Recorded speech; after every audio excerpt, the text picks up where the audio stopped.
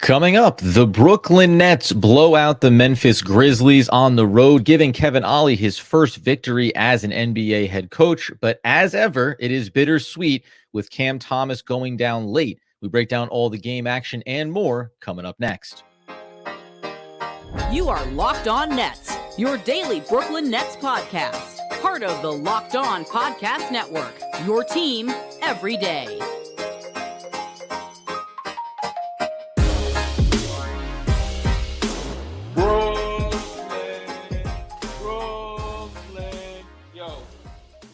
Yes, my friends, it is the Locked On Nets podcast right here on the Locked On Podcast Network. It's your team, the Brooklyn Nets, every single day. I am Adam Arbrecht. We thank you, as always, for making us your first listen a day. We are 100% free on all those great platforms. And let you know, today's episode is brought to you by FanDuel. Make every moment more. Right now, new customers get $150 in bonus bets with any winning $5 bet.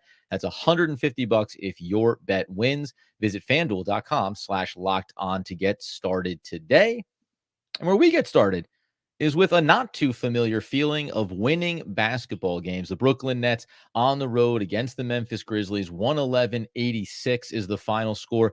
And we talk about sometimes the final score doesn't really tell you the game script. This tells you the game script. The Brooklyn Nets came out and dominated a heavily depleted team. When we talk about the Memphis Grizzlies, obviously a shell of the healthy version of themselves that they wanted to be coming into the year.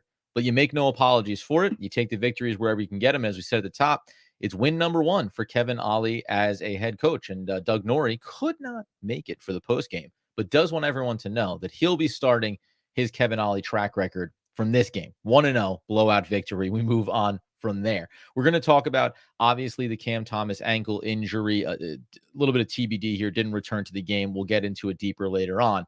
But we just want it from a high level for a team, obviously, that we know has been spiraling, right? And you let go of Jacques Vaughn, you bring in Kevin Ollie as the interim head coach, and nothing looks strikingly different. This is a game where Ben Simmons returns, was dealing with a leg soreness, tried it out before the game. He gives it a go, does give some minutes here, but it opens up some new opportunities for Kevin Ollie, for rotations, for combinations, and maybe this could be the start of something for the Brooklyn Nets. Now, again, you temper it, right? When we talk about playing the Philadelphia 76ers and getting a win, there's no Joel Embiid. Listen, we're going to take the win any way that we can get it, and we're not going to look back. You can't get over your skis on a 111-86 victory, given that the Memphis Grizzlies are without everybody. I'm not going to go through the laundry list. Everybody's out. You get to see some Gigi Jackson. You get to see some Triple J, obviously. There are still players there on that roster, but they signed Goodwin, who was a pass away for the Brooklyn Nets in the Royce O'Neal deal with the Phoenix Suns and the Toronto Raptors. He comes in. Nets don't even give him a second look. They move on from him, and he ends up landing with the Grizzlies and getting elevated to their roster. You got 10-day contract guys across the board. All that being said, you want to get kind of fat and happy on a game on the schedule when you feel like you should. If the Brooklyn Nets had gone through this game, and even if they won this one by 2 points, by 1 point, right down to the last few possessions, 5 points, it would have had a different feel to it. I think we'd be coming in. Obviously, the game script would have been different. We would have been having discussions about what worked, what didn't work, where was there stagnation, right? If you think about this game being a 92-86 game against the Memphis Grizzlies, we would all have a different energy here. So you think about the things that went well for Brooklyn tonight and where they tried to get themselves back on track. Now, interestingly enough, Mikal Bridges here still struggled from beyond the arc. We know they shot just 17% in that loss to the Minnesota Timberwolves over the weekend. But you like that you get Schroeder getting back on track here, 3 of 4 from deep. That Cam Thomas, we'll talk about the injury, but 3 of 5 from beyond the arc for him, right? 3 of 8 for Lonnie Walker when he came in. Cam Johnson, man, I would have thought, because as these games start to move along and it's a blowout, you're watching for a couple of little moments here and trying to pick up on some nice subplots to a game like this, because the third and fourth quarters start to wear a little bit thin in terms of real narratives here when you know that these teams are starting to wave a little bit of the white flag, although we'll discuss the third quarter here as well. Cam Johnson just 2 of 6 from deep. For some reason, I would have thought it was better. I would have thought that this was more impressive overall by the end of this game.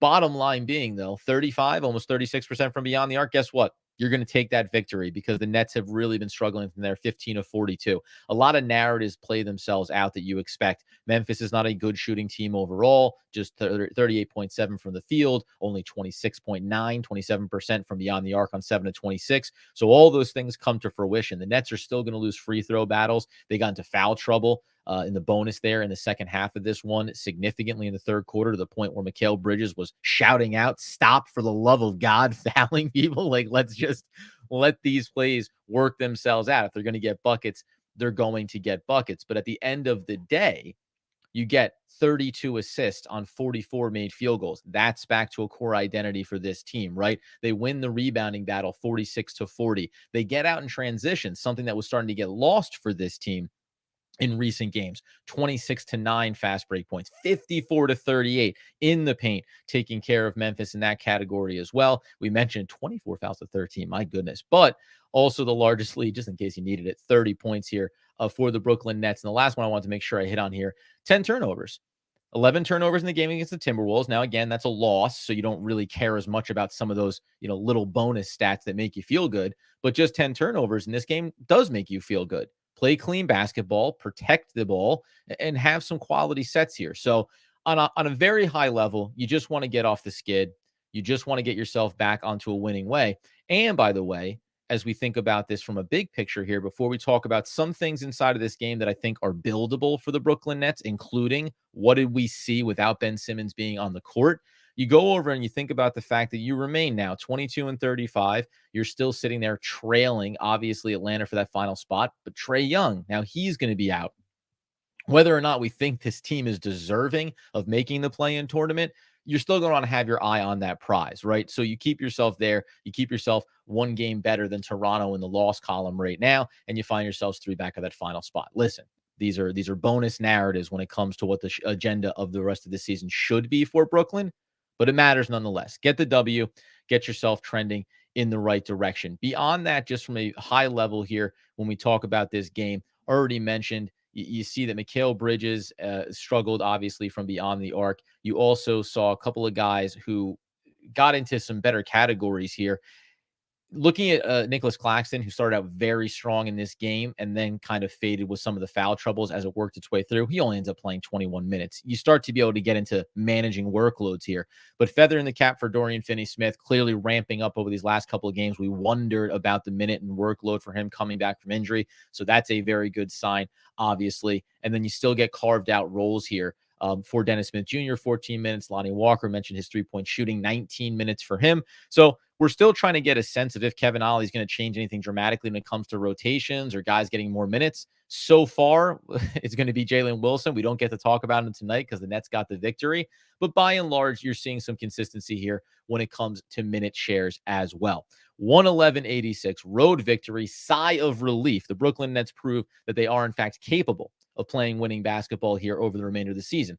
Coming up in a second, though, Ben Simmons returned and gave it a go here, but because he did not start, we got a new starting lineup.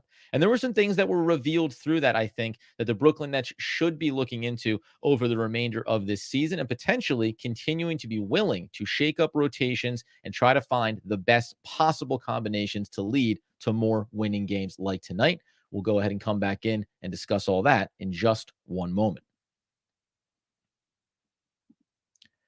Before we do, though, I'm going to tell you about our friends over at Nissan. Oh, guys, if you are the kind of driver that likes to push things a little bit further, you ever wonder what adventures could be around the next corner? Our friends over at Nissan have lineups of SUVs with the capabilities to take your adventures to the next level. The 2024 Nissan Rogue is perfect for city drives and great escapes. Class exclusive Google built-in is your always updating assistant to call on for almost anything. Gone are the days of connecting your phone. Google Assistant, Google Maps, and Google Play Store are built right into the 12.3-inch HD touchscreen infotainment system. And the 2024 Rogue is the perfect mid-size crossover for your next adventure. But hey, you can also check out the 2024 Nissan Armada. It will change what you expect from a full-size SUV. Picture a rugged 4x4 that can seat up to 8 in its first-class luxury and style. Tow bigger and explore further with the 2024 Armada. Take the Nissan Rogue, Nissan Pathfinder, or Nissan Escape and go find your next big adventure. Shop NissanUSA.com. All right, so as we continue the post-game podcast episode, Brooklyn Nets winners 111-86, we always give you a little friendly reminder. Why don't you go ahead and head on over to wegotnets.com, sign up with your email, and get that free ebook, 5 stories in 5 days, all about the Brooklyn Nets history. Hit us up, contact form, ask us your questions. How bullish are you coming out of this Grizzlies win for the Brooklyn Nets? Anything you want to get into, and obviously be alerted as we roll out some great content over there. Soon there's a little something new coming your way, so be sure to get over to wegotnets.com, sign up for the free ebook today. Okay, so here's the other thing that happens in this game. Last game, leg soreness. Ben Simmons leaves. Not sure if he's going to be able to, as I fight off a sneeze there. Good for me. If he's going to be able to go, tests out in warmups, he is in fact going to play. But because he's coming back from leg soreness and he's going to give it a go, we end up with a 5-man lineup of Cam Thomas, Schroeder, Mikal Bridges, Dorian Finney-Smith, and Nicholas Claxton. And wouldn't you know it? Wouldn't you know it, this lineup looks fantastic. Now, there's a couple of wrinkles to this, even before the Ben Simmons piece. Cam Johnson continues to come off the bench here. And I want to get to him because I actually liked a lot about what he did in his game tonight, plus 13 coming off the bench, as was Lonnie Walker, a big plus 16 for him. So I want to get to him too. But you end up sticking with Dennis Schroeder in this scenario, because you want to have a little more shooting, a little more ball handling. Obviously, you need to try to balance out this starting unit when you're talking about a Dorian Finney-Smith, a Nicholas Claxton, obviously at the 5, and then even Mikal Bridges, not a pure ball handler. Someone's going to, take anybody off the dribble necessarily, just setting the table, right? Cam Thomas, you want to be able to free him up to get into his rhythm and find his way. When you look, obviously, in a blowout, everybody's going to be massive pluses, but double-digit scoring for everybody across the board in this game. Now, you could say Mikal Bridges, 31 minutes, just 4 of 10, and 1 of 7 from deep, and only 11 points. You could be concerned with that. I'm choosing not to be, because you got 13 points from Dorian Finney-Smith, even though he went 1 of 4 from deep, 6 of 10 from the field. You got 10 points from Nicholas Claxton. I mentioned a funky line for him because he has those 4 personal fouls, but he has the 3 blocks, did a lot of good things early in this game, only ends up having to play 21 minutes. 18 points for Schroeder here, getting back into the good graces after he had a great debut for Brooklyn. Kind of cooled off there. 18 points, led all scorers in this game, and then 14 for Cam Thomas, again, on just 29 minutes. So everything gets a little bit shrunk down here and muddled because it's a blowout win, but you have to appreciate that a Cam Thomas line, 5 of 14, not perfect from the field by any stretch, but 3 of 5 from deep, as we mentioned at the top, also gave you 5 assists in this one, came away with 1 steal. The assists are always going to be something we want to come back to. Him and Schroeder, 5 as well in the assist category. So you need your backcourt to be able to do exactly this. Find some opportunities for those other 3 players on the court, whether it's getting out in transition, whether it's finding Nicholas Claxton in and around the basket, or finding some of the opportunities with Mikal Bridges and Dorian Finney-Smith. Now we go the layer deeper here. Let's start with because Ben Simmons is off the floor. So he only ends up playing 14 minutes. And he only ends up, 14 minutes, 3 assists, 6 rebounds, 4 points. Okay. But there was something that I think came a little bit to fruition here when you see that, as we talk about the box score, that Ben Simmons has those 3 assists in this game. Obviously, when he's on the court, he's going to be someone who wants to push the tempo a little bit more. Wasn't as aggressive in that category here with the leg soreness, probably not playing at 100% if he ever is. But when you go and look at fast break points and sees 26-9, well, there's something there. And Schroeder may actually be a component of this when we think about trying to have that consistency and rhythm. And the big takeaway for me, again, against the Memphis Grizzlies, we understand the roster that they went against here. But my big takeaway is that while Ben Simmons and that tempo that he wants to play out and getting out in transition is a great version of this team, and you surround him with shooters, it's a big benefit, and you can dump in buckets. And when the shots are going down, obviously from the outside, you can feel like you can win a lot of games. But you know that it has its flaws. You know that when it gets down into the half-court sets, he becomes a little bit lost. There was a good example that pulls in now Cam Johnson here to this discussion as well, where Ben Simmons was working some off-ball actions, a couple of backdoor cuts, and it was Cam Johnson that found him, I think, on a bounce pass feed going towards the rim. Now, only a handful of possessions later, though, when Ben Simmons has the ball, he triggers it, passes it off, and effectively drifts into the corner, something that we've seen consistently on offensive ends when it's not transition basketball for the Nets. He just kind of becomes a man out in space. He's no threat to shoot from the outside, as we understand, and even worse than that, If you're on there with Nicholas Claxton or you're on there with Day'Ron Sharpe, that's one thing. Sometimes when you start to mix and match these lineups a little bit differently, as you started to do because of some of the injuries and coming back here tonight, well, where's the rebounding coming from then? Right? If you have Dorian Finney-Smith out on the floor with you, okay, he can be in on the interior. But if Cam Johnson, if Lonnie Walker, if Mikal Bridges, depending on these combinations, we're talking about more second unit really tonight when we think about those 21 minutes. If you're going to talk about Dennis Smith Jr., Lonnie Walker being out there, if you're going to talk about Cam Johnson coming off the bench, Day'Ron Sharpe maybe, these combinations, Ben Simmons needs to be an impact player when it comes to the glass. So I like the idea that there are these different ways for this team to start to show some success on the offensive end, that either one of two things can be transition basketball without Ben Simmons having to be the catalyst for it, or can be successful in the half court. And the reason why I think even transition basketball with Ben Simmons on the floor, but not where he is the trigger man, is another positive potentially, is what I mentioned there with Cam Johnson. Well, if you can get out there in transition and Ben Simmons can be running like we think about a Nicholas Claxton usually, getting out on the wing, right, creating a little bit of space, cutting in towards the basket and trying to get some of those easy feeds, those alley-oops. Well, that's as big a benefit as anything that Ben Simmons is going to do on the ball. And the difference is that if he's going towards the basket, then he's there, maybe to collect his own miss, maybe for a putback opportunity. Maybe it starts to pull out some of the larger defenders from the paint, and then it allows some backdoor cuts, some baseline runs here from other smaller guards where it's just an easy layup and in, right? So I want to pull out that type of possibility here, that it can't be just enough for the Brooklyn Nets to have beaten up on a bad team and had Ben Simmons coming off of his injury, mild injury, and needed to mix things up just to get the job done.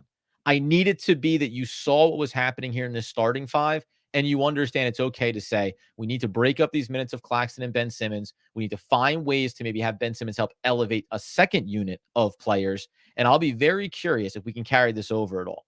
Can we say that if Cam Johnson, who's had a not so great season, we all admit that, who a lot of fans feel like is not worth that contract, we all probably agree with that. If Cam Johnson can be left in the second unit as he's worked his way back from injury, if Schroeder can overtake that role, if you're going to stick with Nicholas Claxton, as I think you should in the starting unit, and Mikal Bridges and Cam Thomas, then why can't Ben Simmons go to the second unit? Why can't he be a part of that? And we've looked at Day'Ron Sharpe, also coming off of injury, as we know. So, but he's played now 15 minutes in this game. Again, blowout's going to skew it a little bit. But we're talking about a player who, in his return, has had 9, 13, 16, 12, 15, right?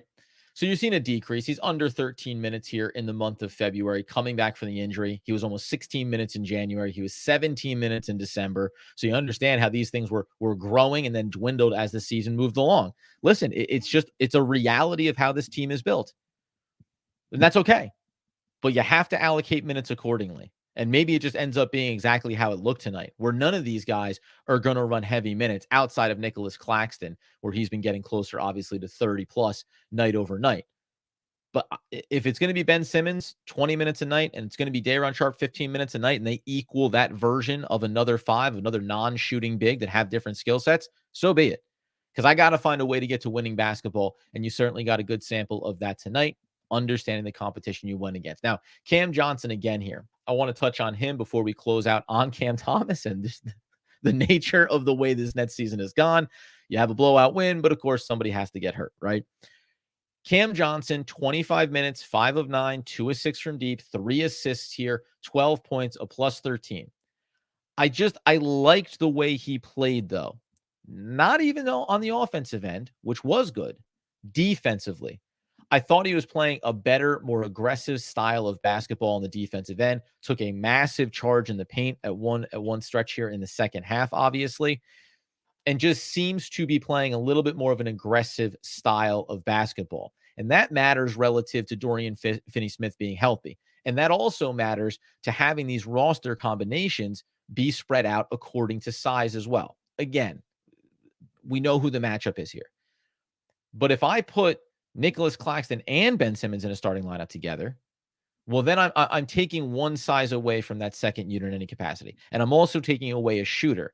If I break those two players up and I spread out my shooters across both units, then as I said this before, then Cam Johnson can start to benefit on both ends. Let's go ahead and not have him necessarily having to play up a matchup. If I have Ben Simmons and sometimes flexing, let's say, and this is why I've mentioned Jalen Wilson before and why his size could be useful here.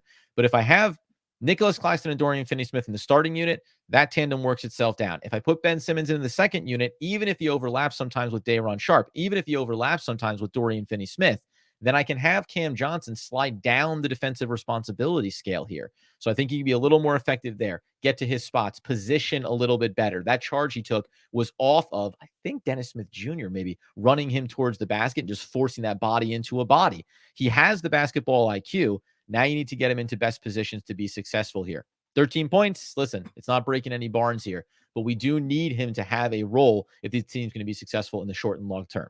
So maybe we opened up a possibility here when it comes to rotations. Maybe we opened up some possibilities here in seeing Cam Johnson get himself into some sense of a rhythm over the back end of this season. Positives, positives, positives, positives.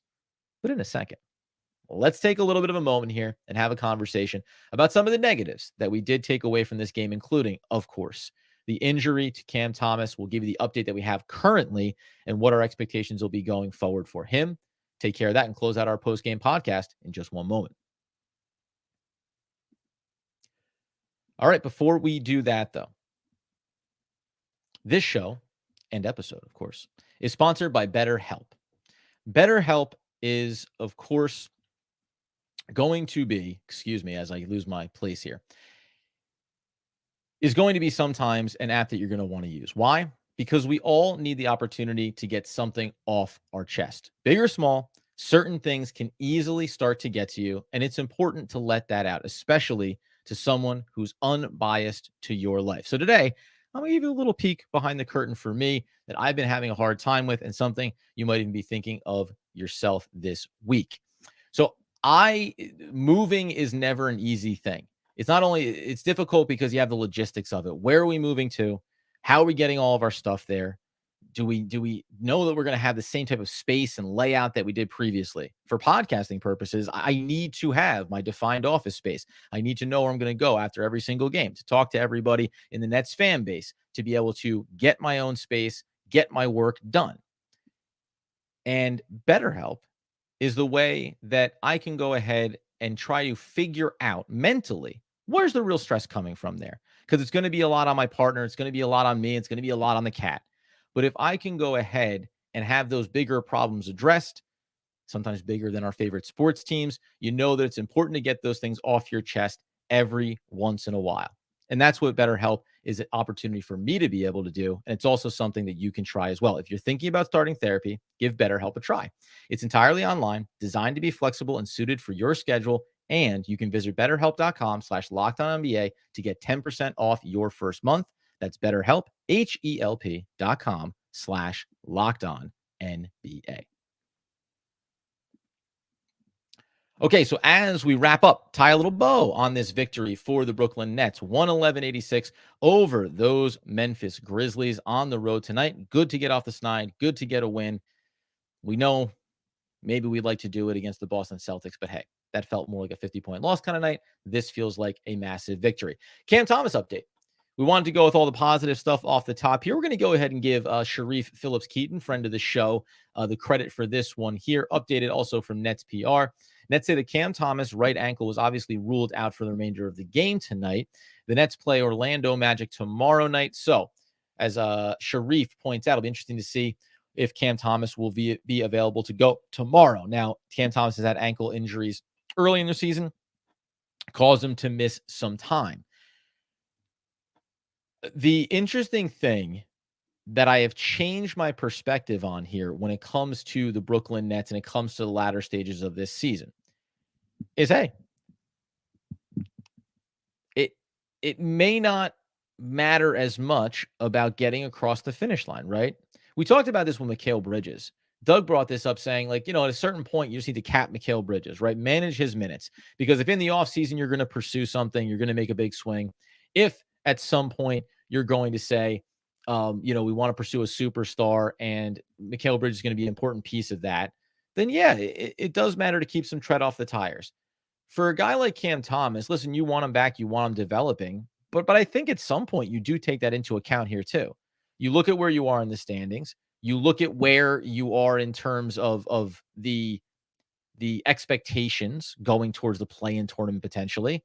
If he needs an extra 3 games off, you give him the extra 3 games. If he's ready to come back, he's ready to come back. Just like with Ben Simmons, by the way. Like, that's a whole different frustration level around him. It's not his fault, but the health has always been certainly a talking point with him. Hey, if the leg soreness was going to keep him out tonight, I was going to keep him out tonight. I wasn't going to feel great about it, but it is what it is. So I'll be fascinated to see what we get there. And then if he's out, obviously, as we've talked about before, the Brooklyn Nets are a team that need every single scorer available to them. 2 scorers in Cam Johnson and Lonnie Walker tonight off the bench, giving you double digits. We mentioned all 5 of the starting unit in double digits as well. And that might be the nicest thing that we can do here. Actually, there's 2 things we need to do here. Let you know that we'll keep you in the loop, obviously, on Cam Thomas and expectations going forward for his injury. It's the bittersweet thing of you win a basketball game, but of course, the Brooklyn Nets can only have this. They can only have a version of it where you always seem to get, for better or worse, these injuries that then allow you to make different decisions around rotations. Happened with Jacques Vaughn, happened with Kevin Ollie, right? Ben Simmons probably in the starting rotation if he doesn't have the leg soreness that keeps him out for a while, has to give it a go and finds himself on a minutes restriction. But maybe it opens up other possibilities. Let's, though, pivot here and close out on an extra positive. That's Dorian Finney-Smith. Because I said it was good that he got back on the floor and gave you 25 minutes and 13 points, 6 of 10 from the field, but then 9 rebounds for him, right? He did that work in and around the glass on both ends, 4 offensive, 5 defensive. He gave you 4 assists in this game too, came up with 1 block to go along with it. So, for a player like that who actually did lead everyone here in a plus 23 on the margins, for a player like that to give you the well-rounded stat line, unlike, say, Cam Johnson, where you say we want to be closer to 20 points than to 10. Well, Dorian Finney-Smith in 25 minutes giving you 13 and the rebounds and the assists, that really does matter. And when you go through this category, here's also something that I like. We'll avoid any of the guys that came in here in the garbage times, the Watfords, the Wilsons, the Bates, Diop. But 3 assists for Cam Johnson, 2 assists for Day'Ron Sharpe, 3 for Ben Simmons, 3 for Dennis Smith Jr., 2 for Lonnie Walker. And then, as we mentioned earlier, back in the starting lineup there, Thomas and Schroeder, 5 apiece, 3 for Claxton, 2 for Bridges, 4 for Dorian Finney-Smith. To be able to put together 32 assists, but not have any one individual player be over 5, that can be a little bit of a thread to pull on here for Kevin Ollie. That the offensive end of the floor is maybe, if they can carry it over to the next game, is maybe starting to find a rhythm where getting guys into good positioning here is affording players to make the right reads and get other teammates into easy looks at the basket. I mentioned about that Ben Simmons cutting action. We saw a handful of these opportunities here. Some of the drives into the paint came with a little bit less of a frenetic energy in either direction. I have to go at the basket, or I'm kind of probing and then I'm going to pull myself out because I'm not really sure which direction I'm going with this. It's driving the paint, gaining the access, forcing the defensive attention, and then making the decision off of that, right? Distributing the perimeter. There were good second and third passes coming off some driving kick looks that led to open perimeter shots for this team too. So when you play a team like the Memphis Grizzlies in the state that they're currently in, you better believe I want to see some of the fundamental things going well. It did. They had some of those fundamentals go well tonight. So you take the victory, and now you say apply it to Orlando. Doesn't mean you're going to win that game. It's going to be a whole different battle, but apply the exact same mentality and the exact same approach that you had in this game against Memphis. And there's mention on the broadcast, a lot of times I like to watch the alternate broadcast to see the way they discuss things. And they said, hey, this is an opportunity for a statement game for the Memphis Grizzlies, a young team playing a lot of scrappy guys, and the Brooklyn Nets are vulnerable. As it moved along, to their credit, the announcers flipped that script and said, guess what? It's also a statement game for the Brooklyn Nets. When you look at the roster, you see the names, you see the talent, you say, well, they should be better than maybe what the record is. And this is a team that you should beat up on. And they went out and did that tonight. We'll see where Cam Thomas stands, obviously, as we go towards the Orlando game tomorrow night. We'll continue to pull on some of these narratives around, hey, where do we go from here with these rotations? Because I like a lot of what I've seen. I still don't love when they're playing these 3 incredibly small player lineups with Schroeder and Thomas and Dennis Smith Jr. I still don't like that I'm not seeing Jalen Wilson here, but it does seem like Jalen Wilson, Trendon Watford, you guys have been put to the back of the line here. If the Nets can put together some winning basketball, it's going to be harder and harder to argue with.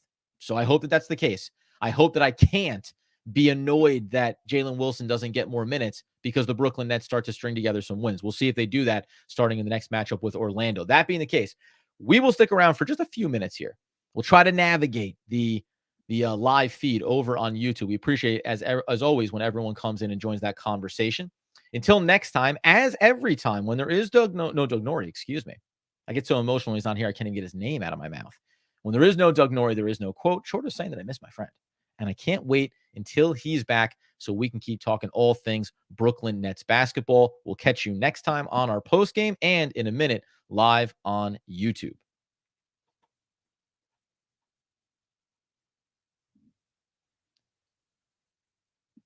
Oh, when the post-game podcast ends, the podcast begins with you, the fans, breaking it all down from this game to other thoughts that you have around the Brooklyn Nets. We will. Hard to do in real time when we're running the show, obviously on the fly and solo. So I'll scroll back here, see if there's anything else that you want here. My Holy King says, Adam, please give me an answer. Okay, ask your question again.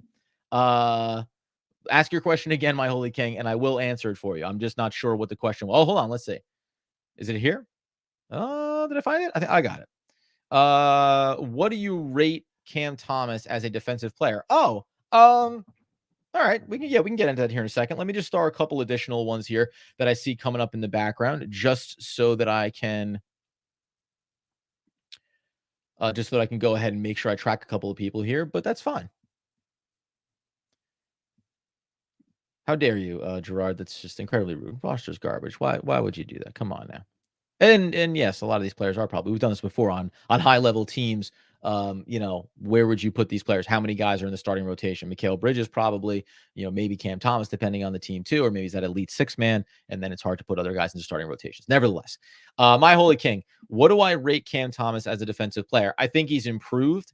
I think that he showed a dedication on that end of the floor. I think the areas that he's gotten better at is he has done a far better job of being, the easy one is engaged, right? Just not lagging on closing out on perimeter shooters.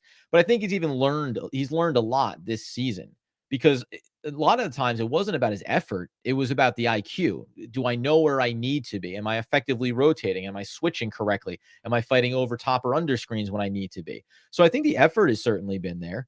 I wouldn't put him, he's not a plus defender. He's going to be the guy that every single team wants to switch on by and large when he's on the floor, right? So he's going to be the guy that gets picked on there. But I do think you can also continue to build. He can build that up on that end.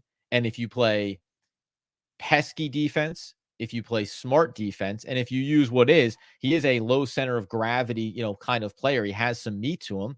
Then I've actually looked this up going back to the start of the year. He does a pretty good job affecting shooters going towards the basket. So positionally, he does a decent job. Listen, he's a young player learning on the defensive end. It's never going to be the first thing you talk about with him, and he still has a long way to go. I'll put it that way.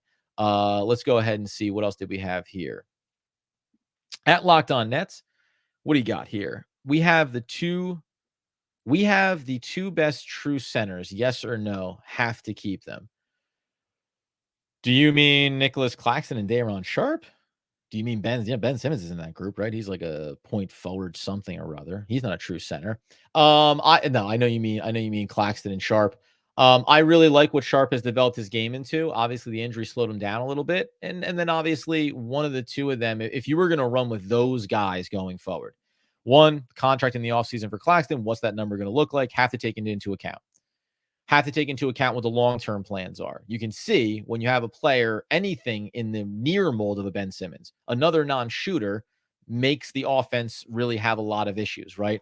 So that's going to be a problem if you're going to have Claxton even going to next season when we think about Simmons, at least in that short-term span. So what is the long-term plan for this team? Can you put Nicholas Claxton into a role that continues to elevate what his value is? Defensive versatility, switchability, elite shot blocker, elite athleticism, and timing around the basket on the defensive end, right? I think Day'Ron there is still this world to me where a shooting game for him can develop. I don't see that being on the table for Nicholas Claxton. I do see that being on the table for Day'Ron Sharpe. He's probably another year away from seeing fruition on that. But we're getting into a weird territory here now where he's a 15 to 20 minute player, high energy rebounder. But these are, for different reasons, they're complementary pieces depending on the type of roster that you're constructing, which is why people have a concern around how much you're going to have to pay Nicholas Claxton And what is it going to look like 2 years from now? Who's still going to be on this roster? I would keep Claxton. I don't think the price point is going to be too insanely high. And I think it'll be interesting to see how they build going forward, what it looks like next trade deadline when we think about what are they going to do with Ben Simmons? Are they letting that, play itself out? Does he stay healthy enough? Can they eat some money and blah, blah, blah? I don't think any of those things being viable options, but it does become fascinating for this offseason, certainly.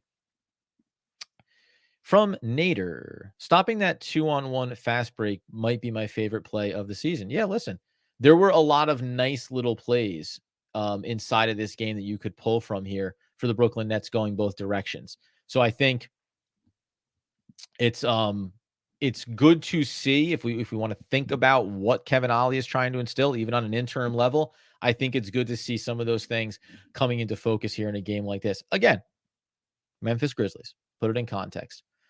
Adam thought I see this up here. I'm not sure. Adam, thoughts on this off season? What do you mean by thoughts on this off season? What they're going to do? What their plans are? I said there, Nick Claxton, what's the price point look like? If you're talking about high level stuff, superstar aspirations, I don't know. If you want to say that a superstar, Mitchell, whoever is in the offseason, we've discussed that you want to give up a lot of draft capital, go get a guy, and what does it make this team? You're going to go get 2 players, 2 high-level talents. Okay. Then you're going all in on this window, right? And you're saying from now, you'll probably end up depleting a lot of the draft capital you have built up from Phoenix and from Dallas and from Philadelphia. And you'll say up until we get back control of our own picks that Houston has right now, and once we get our own control back, 27, 28, maybe 29, I think the first year. Until then, this is the team we have. We're going to try to be as competitive as possible. We're going to try to be a mid-level, maybe upper Eastern Conference top 4 kind of seed. You can go that route. I don't know if that's ultimately what they should do. I think that they should be a little bit more conscious around something we mentioned. Houston offered everything back. They offered everything back for Mikal Bridges. It's not a knock on Mikal Bridges, not about not liking Mikal Bridges, but that was all the control in the world.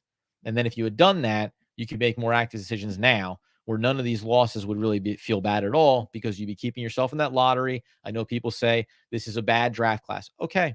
It doesn't mean you can't get a really good player still in the top end of the draft. Doesn't mean you can't make other decisions like wanting to trade for a star player potentially if you have a lottery pick in this draft. It might not be the most tantalizing lottery pick, but it's certainly going to be more attractive than not having any pick at all to offer somebody over the next couple of seasons that you have control of and you can dictate the value of to that extent. I saw something else here. Can we hold off Toronto out of the 10th? Hold off Toronto out of the 10th spot. Yeah, it's going to be fascinating to watch. We had said about I think I can probably pull up strength of schedule here because the Nets, after getting through the games against Boston, they had the 4th easiest, became the 3rd easiest after that. I don't think I had looked at where Toronto stood. So currently, Toronto has one of the easier strengths of schedule. They have the about the 11th easiest strength of schedule remaining. The Nets currently have the 4th easiest as far as it goes. The Nets are going to play the Raptors as well over the course of the remainder of this season. They're going to get them 2 more times. So that's going to dictate a lot there too. Same way that once upon a time, although that dream feels a little more pipish now, when I said that the Brooklyn Nets with those 2 games head-to-head against Atlanta, hey, that can determine a lot here. And then it's going to matter with Trey going down for them. Then likewise, holding off the team in the rear view, 2 more games against Toronto. You got your butts, handed to them the last time out.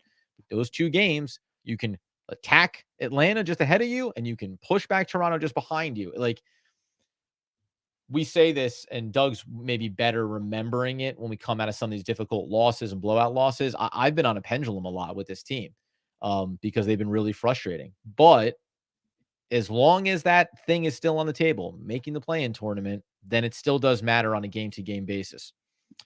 What up? Oh, Locked On Nets. Adam is the best. Hey, thank you. Where's Doug? Can we win with this starting 5, and who steps in if Cam Thomas is hurt? That's another good one here. And since we're going to have a game tomorrow, it doesn't hurt to have this discussion here and now. Who would replace him? Can we win with this starting 5? The Schroeder piece is the interesting one because there's really good minutes for him, right? 7 of 12, 3 of 4. If he can play like that every night, then yes, right? This starting lineup can win. This starting lineup, take him out, put back in Cam Johnson, going back to last year, right? There's plus minutes on that starting five. So you certainly can do it. If no Cam Thomas, it becomes interesting. Lonnie Walker might be just the obvious one to give you the scoring punch, to give you the perimeter shooting, some of that explosiveness. But if you want to go, if you want to flip it and talk about hierarchy, you can pull Cam Johnson back up into that starting lineup, and then actually kind of make yourself a little bit bigger in that way, and leave Schroeder there as your pure on-ball point guard.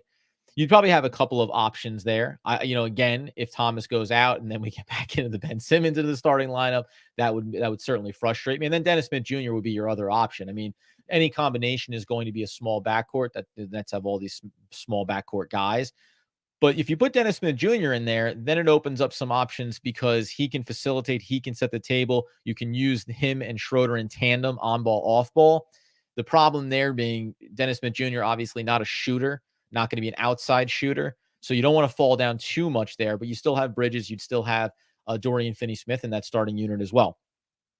So you would have enough there in terms of outside shooters and scoring and balance. I would lean one of those two players. It kind of doesn't matter to me which way you want to go in some ways, especially if you kept Simmons in the second unit.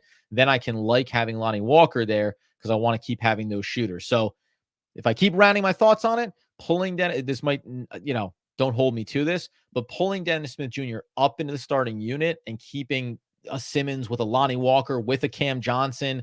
Again, they don't want to use Jalen Wilson, but I would use Jalen Wilson in that second unit too, or, mix and match like that. I think you want to try to make sure you create the balance of shooters if you're going to keep Ben Simmons out of this starting unit in the short term. So, but a good question to have here. And as always, man, Clash, frequent flyer. Well, by the way, I'm going to use this right here as my jump off for this other thing, right? So when we talk about different combinations, if Cam Thomas was going to be out, if you're going to keep Ben Simmons out of the starting rotation, we said this before, when you're coming off a win, you don't get too critical, but again, now Watford has always kind of had his role, even going back to JV. I think he should play more, but it's been defined and consistent throughout the year. Jalen Wilson, getting put all the way to the back of the line here and only getting garbage time minutes, continues to be a head scratcher. And even a game like this where you are blowing them out, you could even pull the cord a little bit sooner here and give them some more extended run. But that last game against Boston, 19 minutes that he played in there, you're talking about, the last time that he played double digits, last time he played any minutes of meaning, 19 minutes there. And I thought even a lot of those might end up being garbage time. I have to go back and remember because they were obviously getting blown out in that game. But what more can a player do? He shot 2 of 5 in that game, 3 of 4, 3 of 4, 3 of 8, 3 of 7, going back down the table throughout the month of February. But the perimeter shooting, 2 of 3. That's his model. Give me 3, I'm going to make 2, right? So he's a player, again, that then when you look at how about 4, 3, 6, and 4 rebounds, right? Knows for the basketball, 3, 3, 2, 2 in terms of assists over those 4 games there. These are the things that I think you cannot look at and look away from. And it extends to Trendon Watford a little bit. I think that Watford actually still has a bit of an erratic nature to his game, right? So the more that he gets himself going is sometimes, maybe it's turnovers, maybe it's sometimes a little bit of a reckless foul. And we're not always against that. Sometimes you just need energy guys. Jalen Wilson has shown himself to be able to be both an energy guy and a guy that plays controlled, smart basketball. So he helps in a lot of these instances. He should be a guy that gets folded in here. If Cam Thomas is not going to be available, it's not just a 1-for-1. How do you replace him? It needs to be, how does this team replace him collectively? And Jalen Wilson has shown himself to be able to be a contributor on that level. So I'd like to see him get a little more opportunity there as well. Scanning through here. Let's go ahead and grab this, the Brooklyn way. Do you think Ollie should have set the starters earlier in the game tonight? Oh, sat the starters. Sorry, set the starters. Yeah, I know. This is the other thing too. So at what point does Cam Thomas get injured? Should he have even been out there on the court? I would say for a interim coach, looking for his first win and also looking to squeeze as much good energy out of what this team was accomplishing, you want to let these guys run. right? You want them all to get the good vibes. And you're also trying to implement some new things here, right? You're also trying to work these combinations. So, whether you're relating it to the fact that there was an injury to Cam Thomas in this one, or just that how long do you run these guys? I mean, listen, go back to the box score here. Nobody inside of this starting unit for the Brooklyn Nets played anything more. 29 minutes was Cam Thomas, right? So that's the one you're pointing to, right? You play him 25 minutes, then maybe he doesn't get hurt. But it's 26, 21, 31 for Bridges, 25 for Dorian Finney-Smith. Again, blowouts. By the way, one thing I didn't get to the show here, I forgot to get to it in the third segment. Remember, in the third quarter, the Nets were doing absolutely nothing for a large chunk to start that third quarter. And that ended up being 26-23 quarter in the third in favor of Memphis. But it had like that thing where you go, okay, like let's not get into this, like this funky world, right? Just to be clear, 30-18 in the first quarter, 36-22 in the second quarter. The Memphis Grizzlies won the second half by 1 point, but they won 26-23 in the third. And then obviously we understand garbage time, 22-20. Nets still won the fourth quarter. But leads come and go. This team needed every ounce of good vibes off of it. So I'm not really gonna scoff too much at the idea of how long you play these guys and trying to get the most out of it. What do we have here? The ankle roll was a fluke, nothing to do with minutes. Could have happened. Yeah, and that's usually the thing you come back to here, right? Like injuries happen. And whether or not it's a great way to frame it, whether it happens in the first minute or happens in the 29th minute of someone being on the court, there's no predicting that. It's only because it happens in the 29th minute that you associate it with, well, they shouldn't have been out there, right? Beyond that, man, well, I got to tell you, sometimes I feel like I have a better rhythm in the post podcast, just kind of rolling around through these ones. I appreciate everybody, obviously, that came in. Excited to see if the Nets can carry this over, obviously. I'm just going to do a quick scan here. Yeah, we put this one up here. You've been up here a few times. Did we finally trade Doug for a good webcam? Oh man, no, you guys are good. Listen, listen, from a tech standpoint, I have an exquisite webcam that I would love to use on this thing. But I tell you what, man, it's taxing. It is a taxing piece of equipment that sometimes suffers in other areas of the broadcast, especially when we're doing live streams like this too. Any other questions? Feel free to fire them off. Oh, I did find. Let's see here. I found one from Jean Rame, frequent flyer here on the lives. It seems like Mikal Bridges is not the same player anymore. He's supposed to be the main guy of this team, but as the season progresses, he's letting the team down. I would disagree with it from the standpoint of maybe in theory he was supposed to be the guy, but in reality, as we've talked about, you want him to be like an elite supporter. And so as Cam Thomas has come on over the course of this season, you want him to start to take on more of that offensive workload. And let's be clear, both of these guys, we've said this time and time again, both of these players need to be at an elite level on the offensive end for this team to have a chance to win a lot of games and win games against full strength teams. But Mikal is not that guy. Like, he has not shown himself to be that guy. We've seen instances late in games and hitting clutch free throws. He sometimes has struggled there. That's okay. But rounding this team into form over the course of this season can also illuminate from the Nets standpoint. This is why we think we need to. Sean Mark said we need to. That's why we want to be able to pursue a star, right? Because we get a star on this team, and now the pecking order shifts. Now you say, well, let's use Donovan Mitchell. Okay, he's the number one offensive option. And then it's 2 and 2A with Cam Thomas and Mikal Bridges. Okay, so now it's a little bit further down the pecking order there. And now he gets to lock in a little bit more defensively, and now his value gets to increase overall. So I don't think he's been letting them down. I just think it's a reality of who he is as a player, where his game is, and it's the overall flaws of this roster. It's not a perfectly constructed team, even in the version where he is your best player. The rest of this cast would be constructed way differently if you said, let's clear out this roster. Mikal Bridges is your number one. Now, how would you construct a roster to best suit to fit around him? It would not be what they currently have. Be some of these guys but it would be a lot more ball handlers, a lot more on-ball creators, right? And obviously, any team, you'd want to have a stretch big, someone who can space out that floor, obviously, from the perimeter as well. And that's have 3 non-shooters in that capacity time and time again. Do I think, and then I'll get to you, Iceman. Do I think Mark's days are numbered? Wait and see. I'm very curious, for example, if the Nets lost every single game from here to the end of the season, then you'd say, well, it's easy to say that his days should be numbered, right? So results matter a little bit in that regard. It's a weird combination of no matter what, it feels like the Nets should have a wide coaching search. Like Kevin Ollie, I asked this question, what would he have to do to earn the job without having to go to a coaching search? Impossible, benchmarks were set for him. Go into make the playoffs and win a playoff series. Likely make the playoffs as an 8th seed and then go beat Boston, right?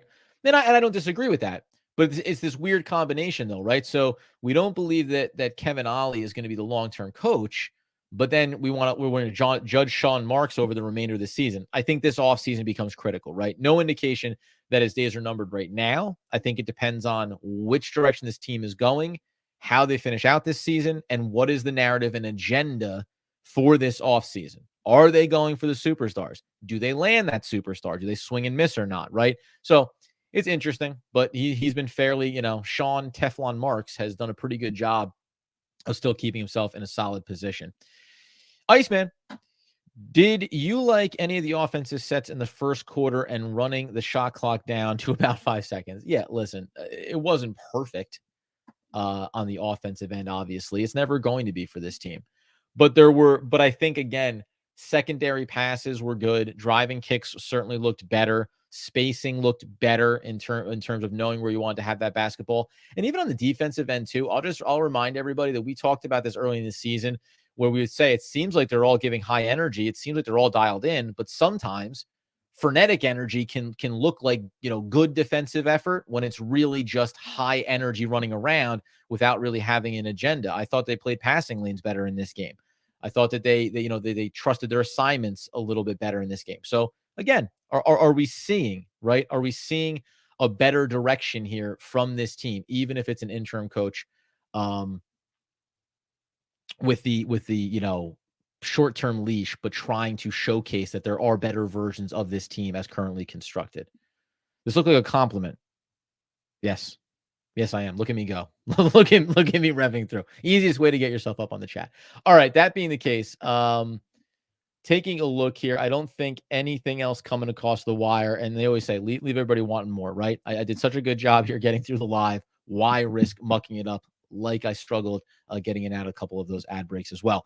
We always say this. We always mean it. We truly appreciate when everyone comes in on these lives. Always want everybody to be back for more of it. Sorry that the update and set of this came in a little bit late. So hopefully everyone got the alert for it, was managing some things in the background. We also remind you this little piece.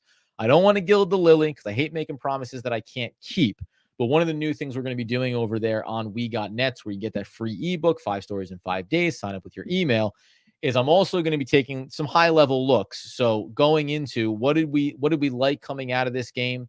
I think we're going to go with something like more or less. What do I want to see more of? What do I want to see less of? The good and the bad, right? So carrying this forward here. May have it up tomorrow. More than likely, I'll wait through the next game tomorrow night just so that we get another sample size here and maybe put a few more things into the good, into the more category. So it's not all less things that we want to see. So we'll be doing some things like that over there. Big part of what we want to continue to support and push. And if you do the contact form over there, let me know. What would you like to see write-ups about? Some of it high-level stuff, right? Not necessarily in-season based, but definitely conversations that we want to continue to carry on for you beyond the podcast, and hopefully something that you go ahead and get to enjoy. That being the case, inspirational quote, Al Mack. You know what? Let's see if we can do it. I usually don't run a quote, as you know, with no Doug Norrie. There is no quote. Just miss my old friend here, but this is the post podcast. So let's do. Let's try to get one pulled up here. This is the way you really peter out a very successful live session. You just start typing in the background, proving once and for all that I could never possibly walk and chew bubble gum. How about, listen, when you pull it up, right, you say, hey, let's get a quote about turning it all around. Here's a quote for you from a classic. Become a good all-around human being. That's Draymond Green. And I tell you, he gives you the full spectrum when he's out there on the basketball court. But hey, by all accounts, good guy off the court around basketball. Appreciate everybody for coming in on it, man. We'll see you tomorrow night. Post game coming at you at Locked On Nets on Twitter, at Doug Norrie, at Adam Armbrecht. Subscribe on YouTube, all those good things. Really appreciate everybody for being in on the live. We'll see you next time talking all things Brooklyn Nets basketball. Basketball, basketball, basketball, basketball. Crushing the quotes. Basketball.